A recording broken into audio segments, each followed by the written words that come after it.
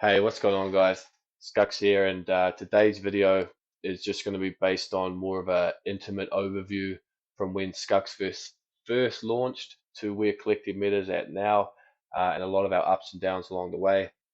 And honestly, for you OGs out there, there won't, if you, as long as you kept up with the announcement, there's going not going to be a lot of surprising news in this. But do stick around because at the end, I have some really big news regarding collecting meta and our future. And I believe you guys are going to like it. So stick around. All right, let's get back to day one. Well, I guess season one of skuxxverse, let's call it, and why we took off in the first place. The answer, guys, is not because Skux is some super genius or that I had a ton of Web3 experience. No, it is the fact that we had first mover advantage. I was able to. I was a college student. I was playing basketball at the time before Skux first launched, and I was having calls with ArcDev, and I was acquiring them myself. I had four NFT words, and if you remember, I took my personal four and put them into the community wallet, which was the greatest decision ever because it got you guys' attention, the ones that first found out about skuxxverse and what our plans were.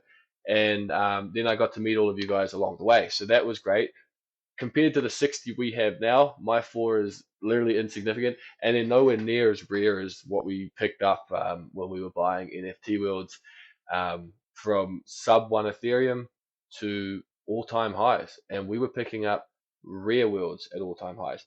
But that's neither here nor there because we picked up a lot at sub one, and with where NFT worlds is going in the future, where I believe, I don't think any of those price points we had are going to matter, to be honest, when we see all-time highs again. The next thing I want to talk about, I did write some notes down to keep me more concise, and we're talking about skuxxverse from the start and basically minting out. Everything was great. Um, I did get some ups and downs, so there was some hiccups along the way, and because I take it upon myself to make the end decisions, guys. I take full responsibilities for some of our ups and downs, especially the downs, because a lot of the time that's on me. We have opened up community votes and picked up lands and whatnot from community votes, which has been good. And then other times I've gone ahead and pulled the trigger, and it's worked out for us. For example, Worlds Beyond, just off the top of my head, has increased about 90% since we acquired our 50. But one of the things that happened at the very early stages for us is, and it hurt, was when the Metacrafters rugged us. And they didn't just rug us, they rugged many NFT World projects.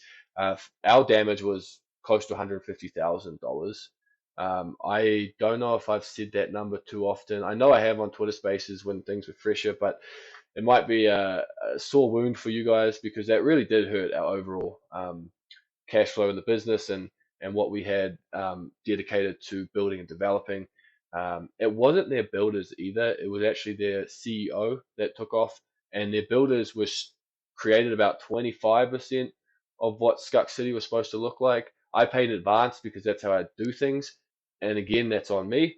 But at the same time, these builders weren't getting paid either, and so after Callum from Metacraft was rugged, I got in touch with their builders. I said, "Can we keep this going?"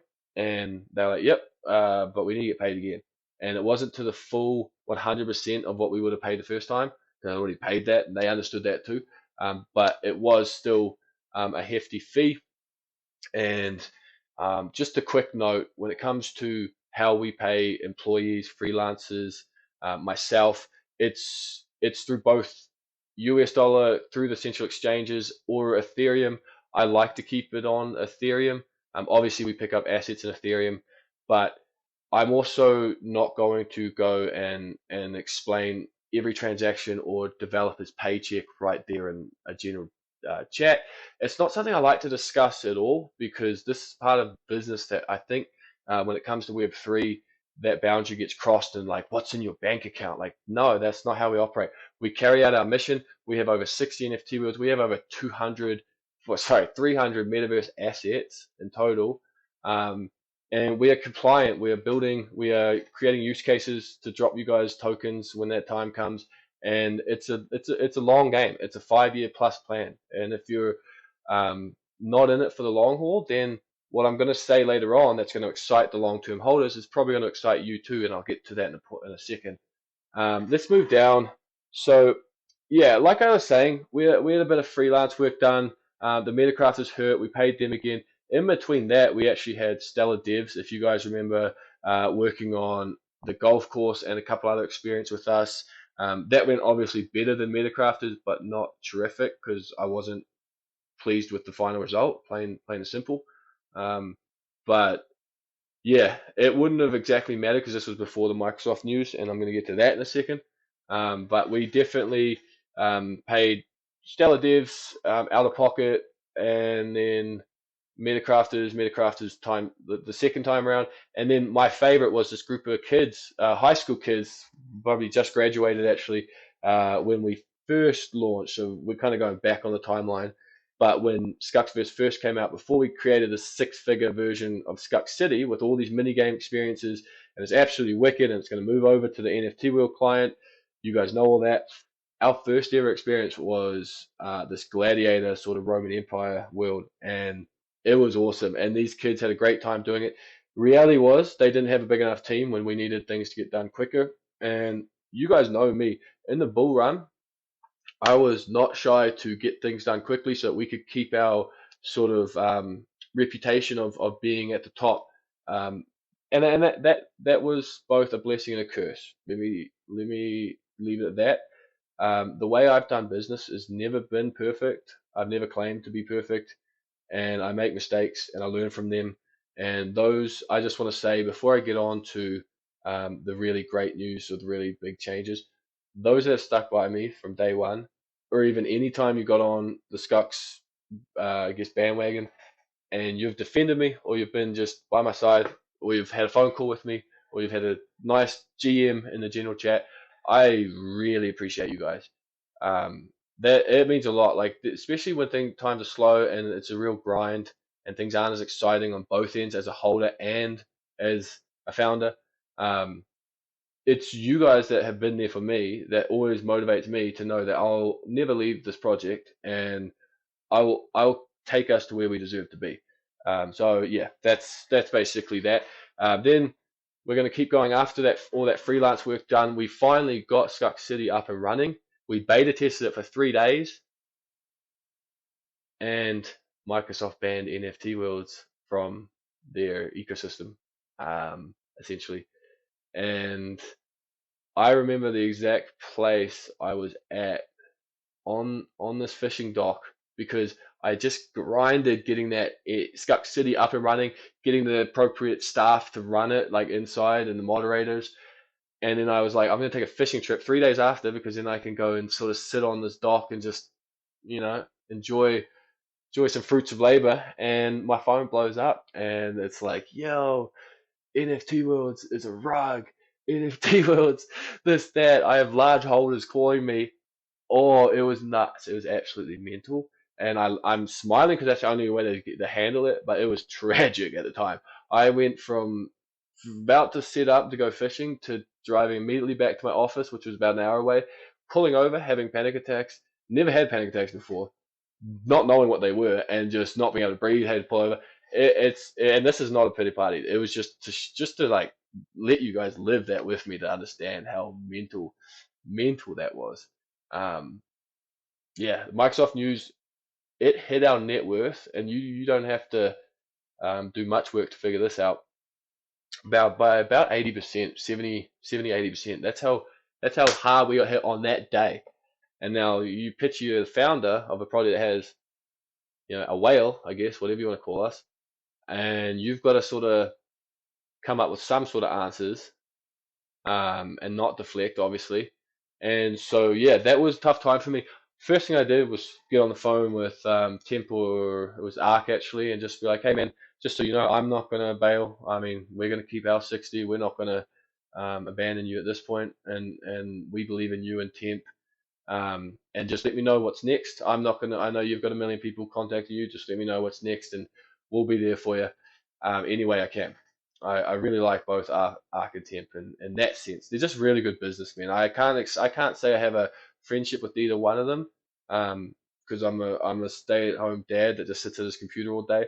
But yeah, I like the two guys there, and that's all I said to them was we're gonna stick by you guys, and I'm not gonna run around like a chicken with his head cut off, right? I'm gonna put on a brave face, and we're gonna figure this out.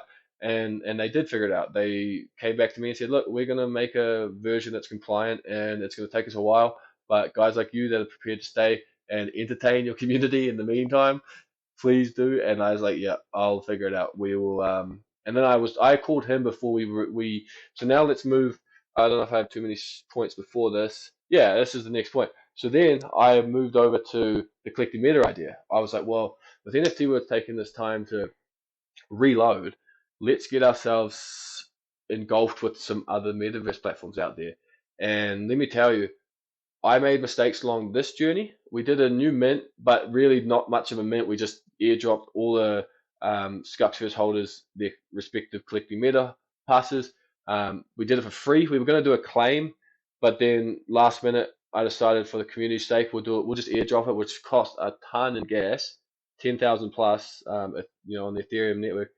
But that was that, and then um, I called Arc. I said before even collecting meta was an announcement. I said, hey, listen, we're going to diversify. We're going to buy other platforms, metaverse assets, but we're always going to be NFT worlds, like is our pride and joy is NFT worlds, right? So that's what I said to him, and then I began. And meantime, all of this is happening. I'm having calls with all these different founders from other metaverse platforms that I'm like, hey, skuxxverse had a great experience for NFT World. We're still involved with them, but we're looking to diversify. And I was able to either work out good deals for us, or I was able to get a better understanding of what the project was doing and whether it was like fits our standards, which is just mainly being able to build and enjoy the experiences and perhaps some kind of yield that we can use for tokens in game and stimulate our in-game economy that way. Sorry, I cut out there for a second, but yeah, what I was saying is between the skuxxverse transition to collecting meta, we had some deals, and talking to the founders, we worked out some great arrangements. And look, some of them worked out great with especially Worlds Beyond, like I mentioned earlier, but then some of them have just either plateaued or some of them aren't looking as hot, and that's just the reality. And we've fallen on tough times. We've seen the worst of the bear market. We've had times where we've had to liquidate an asset just because of expenses, overhead expenses. Um, and these are small fees, but they add up, and especially when you're not making any trading volume, it's just measures that have to be taken. But the main part of the collecting meta and Scux culture is that we won't give up, and we'll always adapt, we'll always overcome, and I'll always be here with you guys.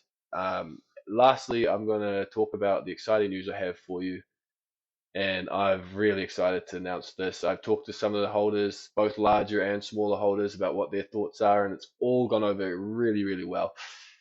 I'm not going to drag this on. I'm going to start influencing the collecting meta community to get to royal passes, and that is the end goal. That is where I'm going to direct traffic. That is where I want everyone to be. Royal passes.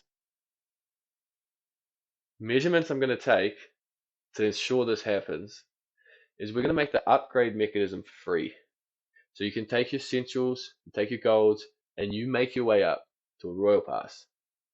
Now you might be asking, but I already paid. I already did the previous upgrade, and I paid 0.025. Well, guess what? For you guys, we have all your addresses tracked, and we're going to be opening up a form where you get to pick from 4 options as a reimbursement for paying for the upgrade that we're now making free. I don't want to leave anyone out high and dry, so we've got X amount of tokens at the Prox City Casino, that world token that is supported by us. We've got poker entry free.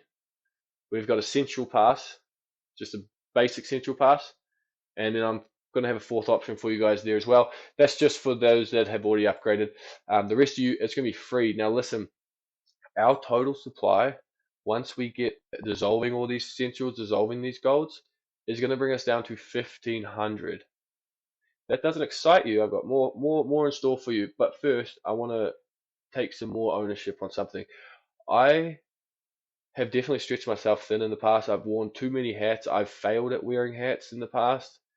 Taught myself stuff and became a video editor overnight, like stuff like that is basic. But but definitely failed in other areas. And I just want to say, I am looking forward to bringing our collection, bringing our community very more tight knit, and not having this problem. Having 10,000 plus, I just kind of had an epiphany where I'm like, I don't want to hire 30 advisors and have us going left, right, and center and never going actually straight. And so, in order to do that, I want to bring us down to 1500, which is what the reason 1500 exists is because 1500, which is what the royal passes would be, is 1% of the total supply that we're going to have, and that's 15,000. Used to be 18,000, going to be 15,000 now. Everything said and done, I think we're around 12,500 that's been airdropped and burnt and minted. But the thing is, you won't. Nobody's going to have to mint any more passes to get to that 15,000 number technically, because um, the like the minted number total supply that's available. It doesn't. It's not going to correlate to our total circulating supply. And the reason being is because passes from that upgrade mechanism are going to get burnt backwards, which means we're going to take passes and burn them for that 1500 to correlate with the passes that are being upgraded to. So, in other words, there might not be another mint, and if that hasn't happened, that's okay, because that 15,000 total supply will be met, and the existing supply remaining after all the upgrades will be 1500, and they'll all be royal passes, and then we're all on the even playing ground. And as far as yields go, as far as exclusivity goes, we're just so much more at an advantage and have such a strength that we could talk about the general chat. I'm excited to tell you guys more about what the bonuses are for having a smaller supply, but yeah, I don't think I missed too much there. It's just chew on that for a while. Realize that if you've only got, say, 3, 4 central passes, and you're like, why? How am I going to get to a royal? Um, we're going to be giving away royal passes to anyone that has that's a holder. So if you are excited about the collecting meta future, and you're an advocate, and you're really wanting to stay a part of this community, but you're way out of having enough to get to that royal pass, I got good news for you. I will notice you. I notice everyone that's ever supported me in this Web3 space. I have brothers in this Web3 space, many of which I had conversations with today, and you guys are all my family. So I will look out for you, and I will be sending you guys royal passes um, if you are out, and we're gonna make competitions and giveaways and all that kind of fun stuff. But at the end of all this, guys, we're gonna lose holders that aren't interested in the long term game, and that's fine. That's where I talked about earlier in the video. The bonus for you guys listening, if you think, oh, I don't want to do this. I want to have a larger supply, or I want to have my passes be like almost as good as a royal pass, or whatever the case is, and I don't want to be in part of this community anymore. The good news is this will create value for your passes to be sold, so you can exit, and that's fine. I mean, I'm not, I don't have the ego to say I'm one size fits all for every single investor out there. A lot of people have given up on me, and that's absolutely fine. But this way, I believe we can get an insane community morale. We will have very tight knit voting. We have very tight knit exclusive events, and the airdrops will obviously look ridiculously good. And just chew on that for a while, guys. This video is probably getting to a point where it's over 20 minutes, or just a little under. And I appreciate everybody. We'll be talking again soon. Cheers.